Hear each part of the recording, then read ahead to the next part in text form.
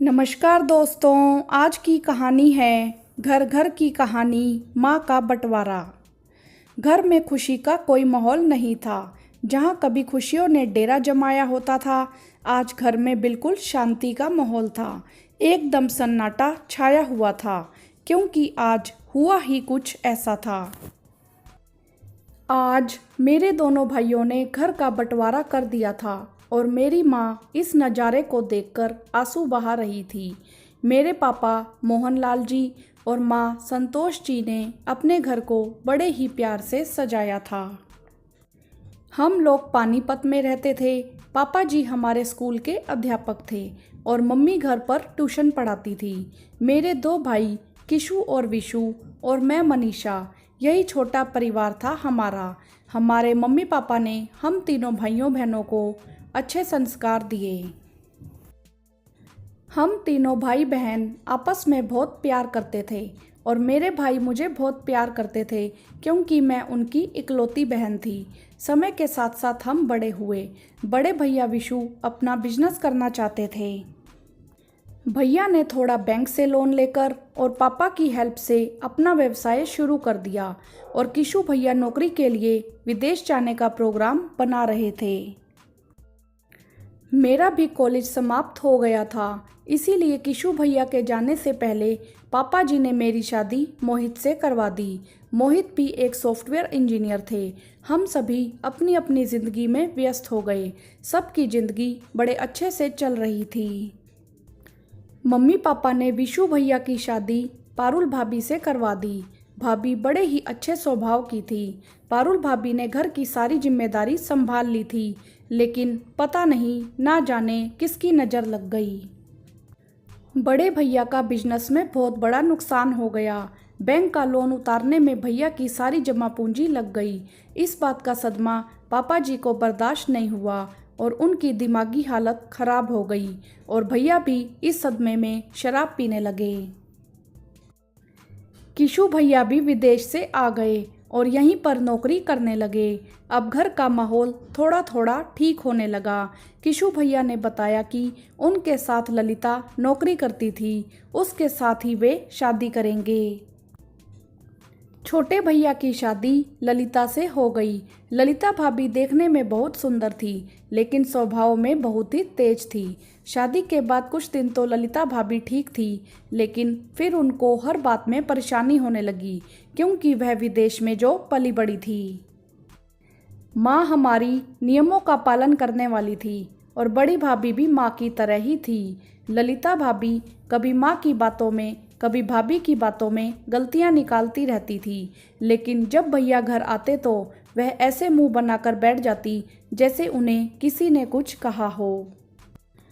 माँ और भाभी उन्हें बहुत समझाती थी, लेकिन उन्हें माँ के तौर तरीके पसंद नहीं थे। माँ मुझे जब फ़ोन पर बताती थी तो मैं माँ को कह देती थी, माँ ललिता भाभी विदेश में पली बड़ी है, यहाँ के तौर तरीके सीखने में थोड़ा तो समय लगेगा। मैं माँ से कहती, माँ तुम परेशान मत हो, सब ठीक हो जाएगा, लेकिन माँ जानती थी यह सब ठीक होने वाला नहीं है। बात तब और बिगड़ी जब मैं अपनी पहली डिलीवरी के लिए घर आई। मेरे दोनों भाई और पारुल भाभी बहुत खुश थी। मुझे देखते ही ललिता भाभी ने तो मुंह ही बना लिया। किशु भैया ने मेरी जिम्मेदारी ललिता भाभी को दे दी कि वह मेरी देखभाल करे। भैया के सामने तो उन्होंने हाँ कह दी, लेकिन बाद में मुझे बहुत सी बातें सुनाई। धीरे धीरे जो संस्कार माँ ने अपने बच्चों को दिए थे, वह संस्कार अब खत्म होते जा रहे थे। किशु भाई भी भाभी की बातों में आने लगे। उनकी बात को सच मानकर घर में किसी न किसी बात पर झगड़ा किया करते थे। माँ आपको हमेशा ललिता की ही गलती दिखाई देती है, उसमें कमी है। किशु भाई माँ से तेज आवाज़ में बोले, भैया आप माँ से ऐसे क्यों बोल रहे हैं? माँ गलत नहीं बोल रही, मैंने समझाने की कोशिश की। यहाँ सभी को ललिता ही गलत दिखाई देती है, वह बेचारी कुछ कहती नहीं तो सब फायदा उठाने में लगे हैं। अब तो आए दिन घर में कुछ ना कुछ बात पर झगड़े होते रहते। माँ और मैंने बात को बहुत संभालने की कोशिश की। लेकिन जिस तरह रस्सी को ज़्यादा खींचो तो रस्सी टूट जाती है, बस उसी तरह हमारे रिश्तों में भी दूरियां आने लगी थी। फिर वही हुआ जिसका मुझे डर था। एक दिन ललिता भाभी ने घर में छोटी सी बात को लेकर बहुत बड़ा हंगामा किया। कुछ हुआ ऐसा था, भाभी ने कुछ अपनी सहेलियों को घर पर बुला लिया, बाहर से पास्ता और पिज़्ज़ा ऑर्डर कर दिया, नाचने गाने वाली लड़कियों को भी बुला लिया और किसी दोस्त के कहने पर घर में बियर भी मंगवा ली और पीने लगे। पारुल भाभी ने मना भी किया, बहुत समझाया, लेकिन उन्हें चुप करा दिया गया और कहा, आप होती कौन है मुझे रोकने वाली। फिर जब हम हॉस्पिटल से वापस आए तो माँ को यह सब देखकर बहुत गुस्सा आया। माँ ने कहा, ललिता बेटा, यह सब क्या है, क्या कर रही हो तुम। माँ जी, मैंने ऐसा क्या कर दिया। जब आपका बड़ा बेटा कोठे पर जाकर नाचने गाने वालियों के साथ रोज शराब पीता है तो आपको कोई दिक्कत नहीं है। एक दिन बहू ने पी ली तो आपको मुझ में कमी दिखाई दे रही है। बेटा, तुम इस घर की लक्ष्मी हो, बहू हो। यह सब इस घर की लक्ष्मी को शोभा नहीं देता। विदेश नहीं है यह। माँ जी, मैं आपकी और भाभी की तरह पुराने विचारों की नहीं हूँ, नए जमाने की मॉडर्न लड़की हूँ। ललिता भाभी ने किशु भैया के आने पर उन्हें आग लगा दी और रो रो कर माँ को गलत बताकर यह साबित कर दिया कि माँ ने उनकी सहेलियों के सामने उनकी बेइज्जती की और ना जाने क्या क्या कहा। किशु भैया को बहुत गुस्सा आ गया और उन्होंने गुस्से में बंटवारे के लिए कह दिया। माँ को यह सुनकर बहुत आघात लगा। जिस घर को माँ और पापा ने इतना प्यार से जोड़ा था, उसी घर के आज बंटवारे की बात हो रही है।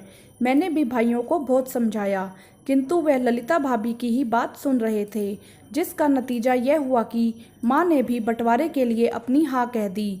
बस उन्होंने मेरी डिलीवरी तक का ही समय मांगा। बड़े भैया तो जब से कर्ज में डूबे थे वह कुछ बोलते ही नहीं थे। माँ बस मेरी डिलीवरी का इंतजार कर रही थी। कुछ महीनों बाद मुझे प्यारा सा बेटा हुआ। मोहित जी मुझे और मेरे बेटे को देखने आए। माँ की और घर की स्थिति जानकर उन्हें भी बहुत दुख हुआ और वह कुछ दिन के लिए हमारे पास ही रुक गए।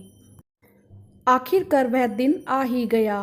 किशु भैया ने चालाकी से ललिता की बातों में आकर घर का ज़्यादा बंटवारा अपनी तरफ और थोड़ा हिस्सा बड़े भैया को दे दिया। माँ को यह सब देखकर बहुत दुख हुआ।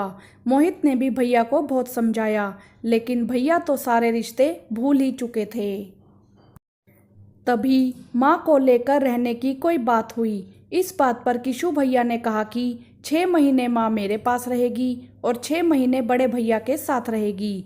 बड़े भैया बोले, मेरी तो खुद की हालत ठीक नहीं है, माँ को कैसे रख पाऊँगा मैं। मुझे यह बात सुनकर बहुत धक्का लगा। आज मेरी हिम्मत ने भी जवाब दे दिया था। आज मुझे बहुत गुस्सा आया और मैं किशु भैया पर चिल्लाते हुए बोली, वाह भैया वाह, आपने रिश्तों की मर्यादा को तो भुला ही दिया है।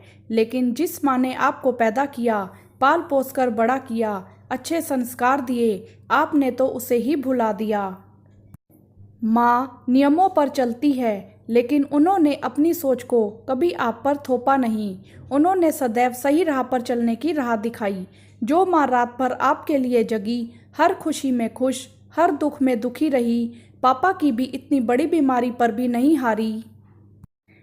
जिस घर को माँ पापा ने अपने हाथों से सजाया, जिस घर में उनकी यादें बसी हैं, आपने उसी घर का बंटवारा कर दिया। एक माँ जिसने 9 महीने अपनी कोख में पाला, उसको उसी के घर में रहने की जगह नहीं है, आपके दिल में जगह नहीं है। माँ को उन्हीं के घर से निकाल रहे हो आप। किशु भैया ने तो घर का बंटवारा किया था, आपने तो माँ का ही बंटवारा कर दिया। बड़े भाई को कहा, अभी आपको यह बातें समझ नहीं आएंगी। जब आपके बच्चे आपके साथ ऐसा करेंगे तभी आपको समझ आएगा।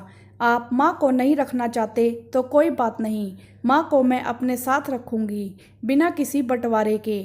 उसके पति मोहित ने भी सहमति में सिर हिलाया। अगले ही दिन मोहित और हम माँ को लेकर अपने घर चले जाएंगे, उनके प्यार और ममता को साथ लिए।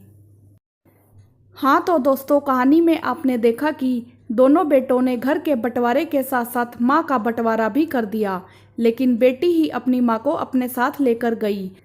जब बेटी अपने माँ के दर्द को समझ सकती है तो बेटे क्यों नहीं। इस वीडियो को ज़्यादा से ज़्यादा शेयर करें ताकि यह वीडियो हर घर तक पहुँचे और घर के बंटवारे के साथ साथ माँ का बंटवारा ना हो। वीडियो को लाइक करें, शेयर करें और चैनल को सब्सक्राइब भी करें। धन्यवाद।